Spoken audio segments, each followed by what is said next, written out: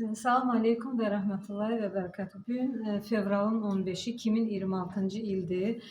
Əzizlərim, biz bir neçə həftədir ki, Göyçay internatı üçün, oranın uşaqları üçün sədəqə toplayırdıq.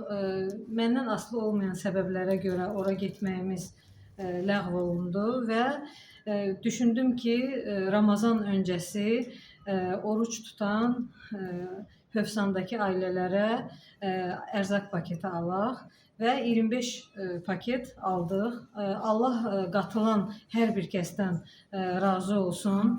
Qeyd edeyim ki, tək xeyrsevər bacılar deyil qatılanlar, həm də şəhid ailələri, şəhid anaları, şəhid xanımların sədəqələri ilə alınıb bu ərzaqlar.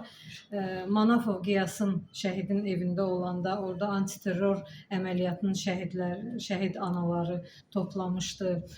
Ondan sonra Bəraət gecəsində şəhid anaları ilə məsciddə toplaşdığımız zaman onda da toplamışdıq. Elhamdülillah. Allah hər bir kəsdən razı qalsın. Amin Allah. Allah qat əvəzində versin, Allah uzalarını bol eləsin, canlarını sağ eləsin. Çox sağ olun, minnətdarım, Allah can sağlığı versin. Min bərəkət versin, can sağlığı versin, təşkil edənləri də. Allah Rəsmiyə xanıma da can sağlığı versin. Amin. Keçən ki, bu qədər adama yaxşılıq eləyir. Amin. Amin. Amin.